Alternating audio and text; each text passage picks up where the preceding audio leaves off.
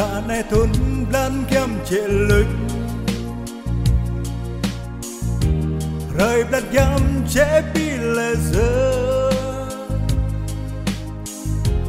hem y to ngã tơ lời gió huy nhược lắm ý mang vào vui và hai lời so ý cơ nhu về càng cơ ý thâu bố khoa gian cơ nàng về cơ Giêsu Christ càng cơ ý thâu bố lời nhà mang pran cho ý em rơ khó